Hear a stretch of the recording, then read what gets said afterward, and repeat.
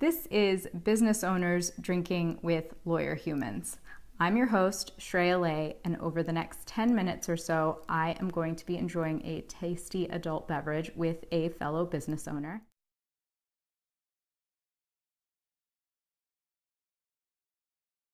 Thank you for joining me. Glad to be here. I'm glad we could put it together on such a sort of overcast day. Yeah, but the rain has held off for us. Yes, absolutely. Held off for us. Absolutely. I am here with David Chalmette. He is a man of many talents. You're very kind. He is an attorney and a business owner and an entrepreneur and a business coach. Yes. And I'm not sure in which order those things go at the end of the day. I mean, Half the time I don't know either. Depends on what day it is. You know. Half the time I lie about the fact that I'm an attorney.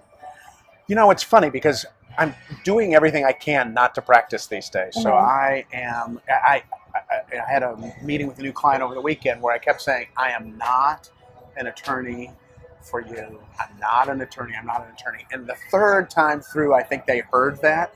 But at the same time, you know, we learn a lot of things in law school that are so generally applicable inside and outside the legal sphere that you may not be an attorney per se, but you still use a lot of those same skills. Yeah, you know, the challenge that, and one of the reasons why I'm really not practicing is that often the solutions that people need are broader than the ones that attorneys can provide. I mean, those of us who have the legal training know that you have an area of expertise and you present options, you don't make decisions. Right. Many times, how many times have I been told in the last 10 years, well, you're the attorney, tell me what to do? I'm like, that's not my job function. I got to explain that to you.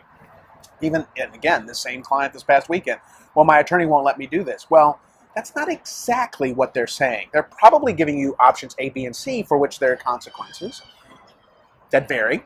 Yeah. And you have to pick which one is best for you. And and part of my coaching to them in the business sense is, there's an old saying, and I don't know where it came from, that sergeants run the Army. I used to say lieutenants run the Army, and then I frequently corrected by Army people would say, no, it's the sergeant. Okay, sergeants run the Army. You've got to present what you want, what the options, make the person give you a choice. And that's really what the attorney's doing. The attorney's coming in and saying, okay, we can go up the hill, we can go around the hill, we can go through the hill. Which one are we going to do? And that's really what I'm trying to get this particular client comfortable with. Okay. They can be the general. They can make the decisions. Right. Exactly. Because I think when we're unsure, we often want somebody else to make those decisions for us. Right. And not have to think about it. Well, I mean, and we all do that. I mean, one of the other speeches that I so frequently give to people is that you are your own biggest problem. Yeah. That whatever the impediment is that you're experiencing, you are at the core of that. And I mean, and look, this is not me living in some glass house. I know that I'm my own biggest problem, and I understand that. But that realization can help you in a lot of ways too. Yeah. What motivated you to go out on your own? You know, you first went out on your own with a law firm. Right. I practiced in big law firms for about 15 years. And then in '08, I basically decided to go out on my own. I was partially motivated to do that because I had represented these huge companies on huge cases. And when I had a very good result, the next day it was as if nothing had happened. You know, I want to do the victory lap for at least a couple of days, maybe a week or something. And it's not to belittle the victories or belittle the clients in any way whatsoever. But I found that what really got me excited was representing smaller businesses. It was where I resonated. You know, I'm the son of the impact, right, and I'm the son of immigrants. So a lot of immigrants come here and they start businesses. That's what they do. And so I went out on my own. I had one partner for about 2 years, and then I went out on my own. And I was still doing the litigation thing. I was still helping people. And I sort of had evolved into a de facto general counsel where I would take a lot of issues. But like what we were talking about before, I got to a point where I wanted to help them. Yeah. But the advice that I was allowed to give them technically as a lawyer couldn't be the advice. I couldn't do it in a legal sphere. I couldn't give them enough of the advice to really get them where they need to be. And then, you know, candidly, on top of everything else, I had a divorce issue. I got sideways with the judge, and believe it or not, I got sentenced to 45 days in jail. Never served a day. But it was like, okay, this is a sign from up above that something needs to change. There were all these roadblocks. Right. And so I decided to, maybe you can call it a midlife crisis if you want, I decided to go and try something completely different. Mm-hmm. And so I've spent the last 18 months to 2 years, gosh, no, it's almost 2.5 years now, taking equity positions in a lot of my former clients. Had them fire me as their lawyer and then bring me on to help either manage the back office or do sales or whatever. That started with an IT company back in 2013. Yeah. We just saw before we got here, my partner in that company. I've had to learn about what middleware is. I didn't even know what that was before. I have no idea what that is. Well, when you have a big company like Walmart and it sells something that IBM has created, those two big mainframes need to talk to each other. And the way they talk to each other is middleware. Okay. So that's what we do. Interesting. I own a piece of a sunglass company. I own a piece of a men's underwear company. Just a whole bunch of other things on top of providing these coaching services where I come in and try to help people run their businesses. And it is the kind of thing where I get excited when I get up in the morning, and and honestly, that it's made me a whole lot happier. So, I have to ask you something about coaching. Okay. I have a lot of opinions about coaches, and I think that they provide a really useful service to people. But there are some. Do you ever feel like there are some coaches out there that are not providing a useful service, that are involved in some sort of pyramid scheme? Yeah, no, here's the way I think it works. I think that coaching is the professional version of sometimes being a realtor. There are some excellent realtors out there, people who know the market, know the business, know how to get the right things done for you. Then there are other people who couldn't do anything else, so they went and got a realtor's license. Yeah. If you're going to establish a relationship with a coach, you've got to, and I am not only a coach myself, but I have coaches. Right. So I'm on both sides of the equation. And you really need to spend the time evaluating the person that you're hiring, because they're going to need to really get to know you. And in order to provide any kind of value to you, you got to dive in. There are stages. Like, for example, one of the first things I did when I really wanted to get in this coaching sphere, I bought a program by Anthony Robbins, Don't Laugh. It was I love it. It was actually really Robbins. good. He was really good. Yeah. I learned a bunch of stuff that I never thought I would say it. Like 5 years ago, I would never have said, "Oh yeah, Tony Robbins." All I knew about him was from like Donnie Darko or whatever, and Shell Out. Yeah. Yes. I mean, I'm up in the middle of the night, and when I see the infomercials with him hanging out in Maui with Lisa Gibbons, and I'm like, "Come on, this is a bunch of hooey." I bought one of the programs, very economical. Worked my way through 15 90-minute videos. Okay. A real-time investment. Yeah. And what I came out with was some real good tools. Mm-hmm. No one-on-one coaching per se, right? But I was able to watch these videos and learn from them, and then they have some conference calls that you participate in and whatnot, and it's very useful. Yeah. The thing that is bad about the coaching industry, if it's not one-on-one, is that it's highly dependent upon the coached. So if you don't invest in it, you can amass a whole bunch of programs that you pay a whole bunch of money for, and it doesn't do you any good. And I've had coaches before, as you know, and I got a lot out of it, like a ton of personal development and growth that I would not have had if I hadn't invested in that. Right. So it's not that I don't believe in coaching. I do. It's sort of like when you really want to get serious about going to the gym, hiring a personal trainer accelerates, you reaching your goals. It's just, I encountered so many coaches that I was like, what are you doing? Well, and I am a skeptic. But that's okay, because you're right to be skeptical. There are a couple of things that you should ask for. One, what are the metrics? What are the metrics of success? Yeah. My coach has said to me, look, if I'm working with you, I anticipate that your revenue will increase 5 to 7 times what you're paying me. So if you're paying me 10 grand, I need to be delivering 50 to 70 grand to you. I like that ROI. Okay? Yeah. And honestly, if you have a coach who's paying attention to you, who's helping you diagnose your issues, that shouldn't be hard to reach unless you're already starting at $2 million. Then it gets, and then it's a little bit different. But the other thing, and I think this is the downfall of some coaches, is that they don't have those defined metrics. So you work with me for a year, and what did I get from it? And that, that's as much as anything else. You got to define the expectations. You got to define where people are going to be, so that you can turn back and say, we started and we were doing 1, 2, 3, 4, and 5, and now we're not doing any of those things. And now we're doing a bunch of things in a bunch of other directions. I think my dad taught me that the definition of quality is meeting or exceeding expectations. Right. And that's and things that, just because it's hard to measure, one of my law school professors, Douglas Baird, who ended up being the dean of the law school after I left, great Star Trek references. If you talk about the Vulcan mind meld as he taught us contracts, magnificent. One of the things he would always say is, just because you can't measure something easily doesn't mean the value is zero. And so even if you can't exactly measure something, take the time to figure out, okay, what does the measurement kind of look like? So that you can kind of get a sense of where the value that you're providing is. A friend of mine, the guy who owns Brennan's, Alex Brennan Martin, he and I were in a class together years ago. He wrote this book called The Simple Truth. In that book, he talks about the fact that he is he is in a restaurant, but he doesn't sell food. He sells an experience. Because this fish that he serves might be available somewhere else down the street for another price.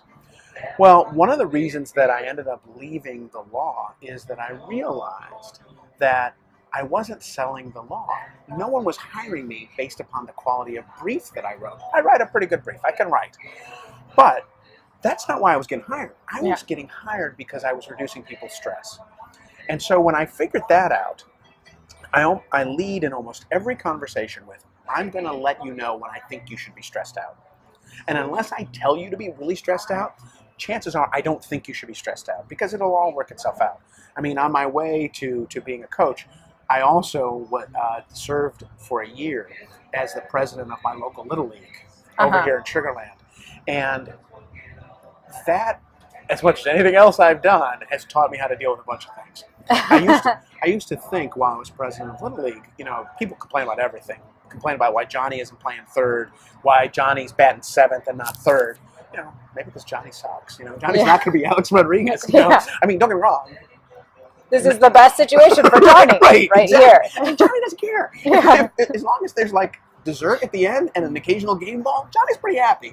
But when I would sit there and think, whenever somebody would complain, I would say to myself, your parents are alive and your kids are healthy. Because if that weren't the case, you would not be complaining about whatever you're complaining about. I mean, you just wouldn't. And that perspective in business is also very helpful. I mean, yes, there are times when bad things happen. I've had clients that have had to declare bankruptcy. I've had clients who had people work for them, have a car accident, and kill somebody. Those are bad days. I'm not trying to make light of that in any way, shape, or form. But if at the end of the day, part of what I try to do for my clients, my coaching clients, and even my legal clients back in the day, is to give them a context. Because at the end of the day, it's a long road, and there'll be ups and downs. And if it were all sunny every day, you wouldn't appreciate it. Well, you're not living. You're not. I mean, okay. I don't know if I really want to say this on video, but I'm going to. When I was interviewing for law jobs 20 plus years ago as a student, one of the first interviews I had was with a guy who said he was undefeated in trials. He had never lost a trial. He was a 25-year lawyer. And at the time, I was like, damn, that's pretty impressive. But then, 20 years later, I thought to myself, and I won most of the trials that I think I lost 3 times, and I won maybe 15 or 18. But anyway, I thought to myself, you don't lose trials if you settle when it's close. But the trials that I lost, I won some trials that I had no business winning. And I lost some trials that I was damn sure that I was going to clean that other person's clock.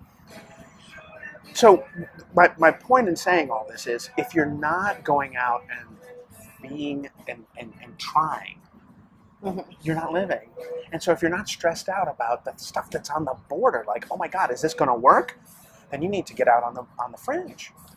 I think I've been listening to a lot of podcasts lately, and I was listening to one, and the guy said that if every time you put something out into the world, you don't feel like you're walking down the street naked, then you haven't done it right. Well, and let me tell you, okay, so I'm in the middle of this 100 Days of Gratitude stuff. When my business coach suggested I do that, I was like, okay, I went to school back east. I have some of the most sarcastic friends in the world, okay? Yeah. I post the first video, and the first 3 comments, I get this notice on my phone, so-and-so's commented on your video. I'm like, oh my God, it's the 3 most sarcastic people I've ever met. They were all highly complimentary. And what I took from that experience, on day 1, I'm now on day 87, but on day 1, I took that when you put stuff out there are other people out there who, A, want you to succeed, and B, are going through the exact same thing. When I went through my divorce, when I went through 100 other horrible things that, I can at least put words to my divorce. There are the things I can barely speak of. But as I've gone through each of those, as I've had the courage to say, this is something that I've gone through, it resonates with people.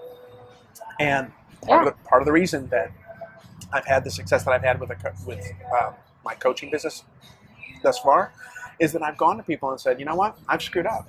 I screw up. And I'm the biggest problem with my success. Yeah. And that's probably true of you too. And we live in a society, we see it in the presidential elections, where one person makes one slight misstatement, changes their opinion, and all of a sudden they're burned at the stake. I've never understood that. And I'm like, can't people grow and change their mind? And just maybe they didn't know what they know now. And do you really want somebody on your team or running the country or anywhere in between who doesn't grow?